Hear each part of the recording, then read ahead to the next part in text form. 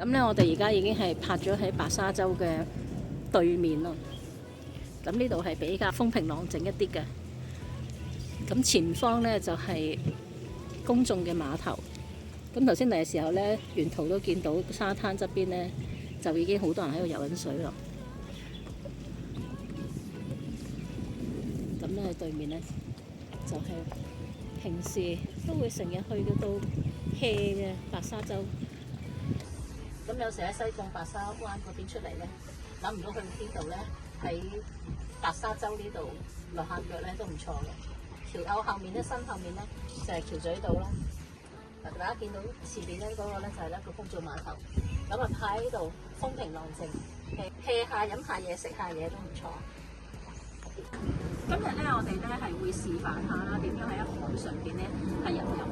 咁有時咧揸下船咧，會發覺好似差唔多冇油咯喎，咁又發覺唔夠油，咁我哋都要係喺船上邊咧係入油啦。咁所以咧，船上面咧應該係有1桶嘅後備油嘅。好啦，當然架船要熄咗個引擎啦，然之後咧就拋咗錨，確定晒上邊嘅乘客嘅位置係一個安全嘅位置，自己亦都係一個安全嘅位置咧，我哋先至咧幫部船咧係加油嘅。啲油咧可能都存放咗一段時間，我哋首先咧打開少少，唔好打開晒。嗱，聽到有時聲嘅，等佢咧可以咧係疏下氣先。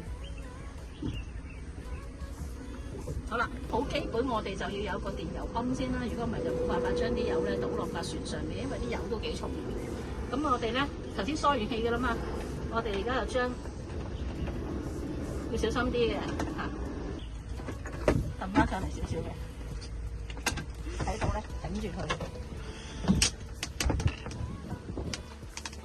咁咧，我哋咁樣慢慢咧泵幾下，咁佢自動咧啲油咧，係咪小心唔好倒瀉啦嚇？咁咧啲油咧就會慢慢咧係落去架船度噶啦。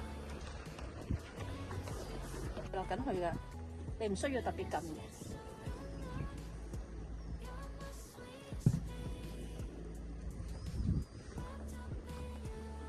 而家咧差唔多啦，咁我哋就將佢慢慢咧，仲有啲油㗎嘛，我哋就噴翻出嚟，慢慢唔好急下，呢啲電油嚟嘅。